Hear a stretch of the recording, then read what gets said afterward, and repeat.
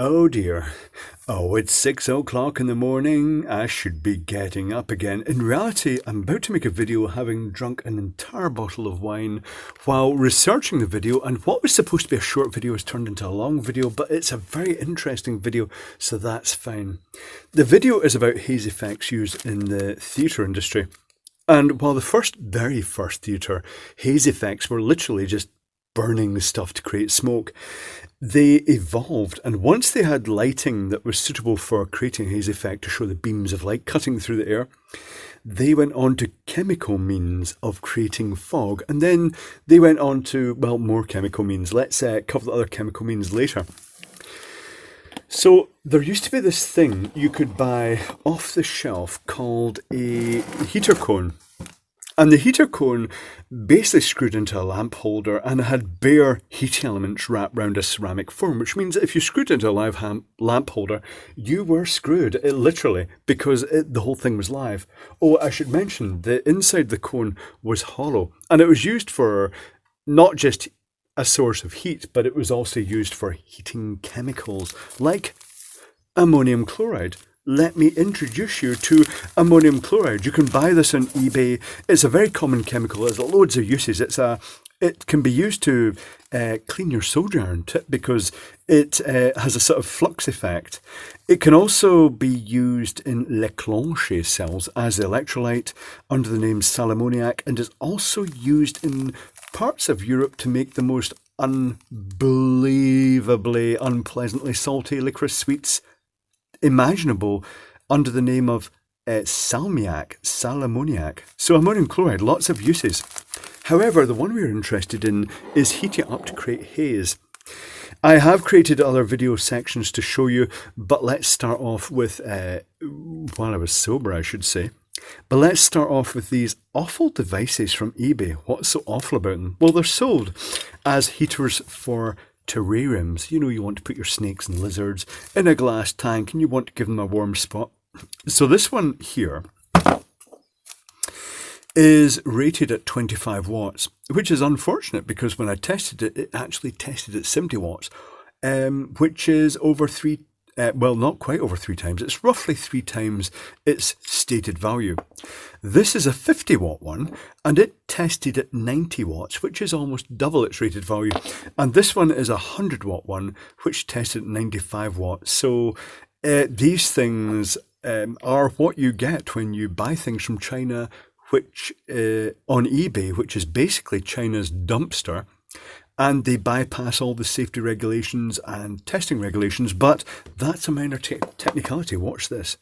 I'm going to screw this one into this roughly improvised theatrical haze unit, which consists of a ceramic lamp holder ripped out a outdoor light fitting, and I'm going to screw that in, and I'm going to plug it in and heat it up.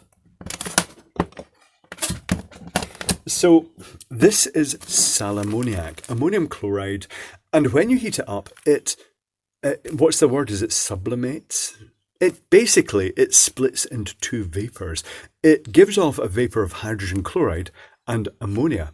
And when those vapors go into the air, they create a sort of haze because they separate into the vapor and then they reform into ammonium chloride again, but as tiny little crystals in the air. Watch, I'll show you what I mean, because this thing's already up to heat. Oh, already, yes, it's very hot. It's very hot. Don't do that, Clive. That's the power of alcohol. That's amazing. So watch this. I'm going to put a pinch of sal ammoniac on this, ammonium chloride, and you can immediately see that this fog is coming off it. And that fog is literally, you could see from the side, and you were about to see from the side, you'd see a sort of clear layer of the 2 chemicals coming off and then recombining. And this fog, it's not, well, it is smoke. It is kind of smoke. This haze you're seeing going into the air is actually recrystallized ammonium chloride in the air, but as tiny, tiny little crystals. And I have to say, I I spent a lot of time hazing the house with this and trying it in different light sources, making videos. And by the time I'd finished, and you can see it's really quite foggy, my throat was hoarse because this is a really unpleasant thing to haze the air with. It creates a lot of particulate dust effectively, and it was affecting the eyes and nose. So without further ado, let's cut to the videos I made earlier showing the effect. So that's the heater plate up to temperature. I'm going to put a small pinch of the ammoniac on that now, the ammonium chloride, and you can immediately see that it starts forming that vapour. And you can also see the gap underneath this slight layer, not helped much by me speaking, but you can see that sort of the vapour area before the crystals reform. So that's the ammonium chloride breaking down into hydrogen chloride and ammonia, and then they recombine as solid crystals above. And if I put my finger in the area of those crystals, it will get coated in a sort of white dust off those, because ultimately it is just creating a very, very fine airborne powder. And a demonstration of ammoniac haze just wafting through the air. It's quite an odd effect. It's quite nice, but it's not really something I have a great desire to breathe a lot of. So continuing on, and this thing is still smoking, even though it's been unplugged, it just smokes for ages afterwards. It was popular in nightclubs because it was just a very common way, just a simple and cheaper way of creating a good hazy atmosphere. But anyway, the theatre industry evolved, and I think the next step in the fogging effects was what are called oil crackers. An oil cracker is a tank, and one of the most common units in the industry these days is called the DF50. It's quite an expensive unit, but it kind of pays its way because it uses hardly any oil. So imagine a tank filled with oil, mineral oil. And okay, that's a bit I don't like. Imagine baby oil is the best way to describe it.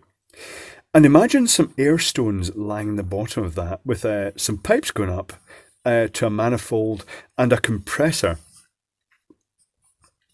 feeding that.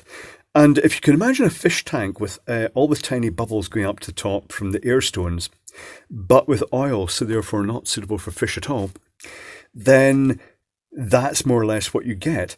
So we have a compressor blowing air through these air stones, and it creates lots of tiny little bubbles in light mineral oil, very refined mineral oil. And what happens is when those bubbles get to the top, here's the top of the oil, the bubbles on the top burst. And when they burst, they shatter into tiny little droplets of oil. And the tiniest droplets of oil, because there's air, a very light flow of air through this from the compressor, the tiniest droplets are carried up the way, and the heavy droplets go down the way back into the bath of oil. And there's another device, there's a tangential fan blowing across the top of that then carries those tiny droplets of oil out and into the air. And because the droplets are basically a clear liquid in tiny droplet form, and it is absolutely microscopic, you get this effect of a diffusion of the light in the atmosphere. There is a name for that, scatter of the light. I've completely forgotten what scattering light. It's not, yeah, I've forgotten the name right now, but that's okay. Someone will absolutely mention it in the comments, the scattering of light through droplets in the air. It's like on a foggy day, you get the same effect. The difference is that it uses an absolutely microscopic amount of oil. These things are super efficient, and you might think, well, I don't like the idea of breathing oil, but they do put out hardly anything. TV studios, let me think. BBC Pacific Key comes to mind right now. They have one that does not the compressor, because the compressor makes lots of noise. Instead, they've got a tank of CO2, and a regulator. Here's a couple of dials for the regulator, and then that feeds into the unit. And the reason they use carbon dioxide is because carbon dioxide is compressible into liquid form. So this tank can store a shit ton of gas, basically, because it's in liquid form. And the machines are silent. So those studios, it benefits them. It's way up in the grid. They set the flow on the unit, and during the filming of all the shows they put on in there that require that hazy lighting for the beams to be seen, that unit just puts that microscopic haze of oil into the air. And it does, over time it will create oil on surfaces, but the turnover in studios like that is so huge that it all gets taken out on the sets and everything like that, so it doesn't really matter. There are people who have made DIY versions with very crude assemblies, just basically tanks of oil with compressors blowing into them, and they get oil everywhere. But the DF50 does not do that. So after that comes the Glycol Hazers. Now the Glyco Hazers, let's say I tame this down just a little tad. There we go. The Glyco Hazers, if you look at a standard fog machine that uses triethylene glycol, propylene glycol, what they do is they generally have a heating element in a U shape with the terminals at the end, and they wrap capillary tube around it, fine copper capillary tube like this, and it's wrapped round and round that element. And you have a solenoid pump that pumps the liquid in pulses, and the other end comes out and just points out the front of the machine. And generally speaking, because they're designed to put out huge quantities of fog at a time, they pot that all in aluminium. So you end up with a block, and then they put thermal insulation around it. And what happens is the unit heats this block up, and it's ready for when you want fog, and then you put out that squirt of fog. Oh, let me demonstrate right now. Let me demonstrate a squirt of fog. This is what took so long with this video, because I was looking for my favourite fog machine, one called the Gremlin. Here is a cheap, crappy Chinese smoke machine, and it puts out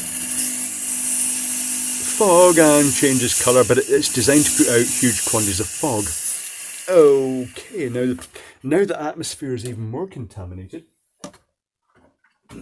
Very disappointed I could not find my British-made Gremlin fog machine. It's somewhere in this room, but the snag is it's such a tiny little fog machine that was very hard to find, and I did not find it. But anyway, to give you an idea of the construction of this, let me show you a cheap, crappy fog machine from China that exploded earlier. This was featured in its own video because it failed in the most dramatic manner possible. Here is the heater block. So here's the U element with the copper tube wrapped around it. The aluminium casing is in a big huge pool in the bottom of the unit. And there is the solenoid pump, which is slightly charged because everything went on fire because it was made in China. And there's the ceramic wool. Well, I say ceramic wool, it might be asbestos. You just never know what you're getting from China. But that is the principle of the fog machine. It has this large mass. You pump in a mixture of water and glycol. And because the glycol is a much higher boiling point than the water, the liquid, the water boils first. And it basically, because it's infused the glycol, it shatters the glycol into tiny little droplets and creates that fog of glycol droplets in the air that has that scattering effect of the light. However, you also get hazers, Glycol Hazers, which often use glycerol. And they kind of work the same way. There's a couple of options here. You get the standard fog machines type hazers, which are cheap. They are basically, to all intents and purposes, they're a fog machine just like this one. But instead of blowing their fog out in continuous jet, they pulse it in tiny little pulses. And this is where they're not very subtle. They tend to, a slight brief pulse puts out a lot of fog. But they basically try to do that and create a gentle haze by blowing those bursts of fog out with a fan to accelerate them into the air, to diffuse them out into the air a bit. However, the real hazers that use glycerol or glycol tend to have a very, very simple heating element. Again, they've got a capillary tube, but they tend to have, basically speaking, a heating element core like that, and then the tube spiraled round it, no need for insulation because the amount of glycol that comes through is very low. And then they have a huge fan that blows the air out across that. Let's draw a very crude fan shape that blows the air out across that. And this thing, because of the way it works, it puts out a very diffused amount of haze and it blows it out the front with the fan. But what this one does, it has the same solenoid pump that runs continually, but instead of actually running it continually, it just pulses it one step at a time. Now, what would normally happen with a fog machine, as you saw there, is that the liquid would go in and then it would just creep forward until it reached its boiling point, and then it would suddenly create a burst. And what you'd get is a continuous surges of fog out the front unit. So to combat that, they have the fluid going through a solenoid pump, S for solenoid, but then they put it into a T that then feeds into that, and then they have basically aquarium. Aquarium pump. Yes, don't make videos while drunk. Which pulls air in, has a one-way valve, which doesn't work very well. And it blows air in, so there's always a flow of air going through this tube, just a low-level flow of air. And as this thing pumps in liquid, it blows, instead of physically blowing solid liquid through a tube, it goes through as bubbles of the liquid. And those bubbles have a very large surface area, and they atomize. And it just means that instead of just bursting out in jets, it just continually drizzles out this continuous flow of the glycerol. In this case, it smells like glycerol anyway. And that's how those units work. And they're very impressive. They just put out continuous haze because of that, mixing it up with air and blowing it through in very controlled portions. And it's worth mentioning that the bit that fails in these most often, well, there's a few things that fails. People put the wrong liquids in them. Because there's oil hazers and there's glycerol hazers, people sometimes put oil in the tank of the glycerol hazer. This is really common. It's very annoying because what happens is it knackers up. It clogs up the evaporator tube around the heater tube. And when it clogs it up solid, then the machine keeps trying to pump, and the aquarium pump is trying to pump air, but it ends up that liquid ends up going through, no matter that valve's there, this thing can put a lot of pressure, it ends up squirting oil through the aquarium pump. They're very messy. It's not uncommon to go into these machines, disconnect a hose and get sprayed with liquid all down your front. They're very, very messy. But one of the most common things to go in the solenoid pump is the little O-ring in the piston. It's typically a 641 typical rubber O-ring, which is 6mm outer diameter, 4mm inner diameter, and 1mm core diameter is one of the most common sizes. And if you get one of those O-rings and you just rub it with silicone grease and stick it in place, the original one, which is usually puffed up and locking the piston of that pump, then it will usually fix it. We sometimes get spare pumps supplied when we're running shows, and sometimes we don't get spare pumps supplied, which is why I learned that it's really useful to go on eBay and get a pack of these, because it saves a lot of time and hassle. But that is most of the ways to create haze. The other fog method is the old pea super. It's lowering tanks of, lowering a cage actually of dry ice, solid carbon dioxide into a tank of boiling water with a fan to blow that fog out, and that creates the low-level fog. The new machines are interesting.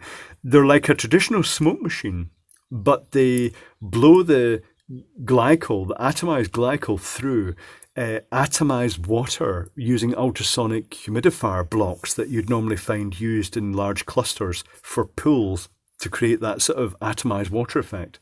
And it creates a very low-level fog that just plows out the front. They're very impressive. I need to get one of those, but they are absolutely huge. But there we go, from dangerous heated things that you screw into a socket that put particulate dust into the air, to lots of variants on glycols and glycerol type fogs. That's the history of fogging in the theatre industry. So the three types that are commonly used.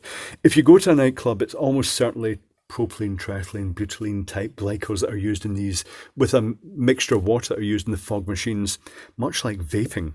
Oh, there's a thing that I want to mention. This is probably what inspired this video. We're currently going through a bit of a viral outbreak at the moment. In the past, they used to fog hospitals with a very slight haze of triethylene or propylene glycol because it prevented cross-infection. Because that haze in the air just seemed to remove contaminants from the air or disable them in some way. Something that, it's one of these things that, I wish they'd actually research it and see if it works, because, you're relying on really old research and they've maybe just brushed it under the carpet, so to speak.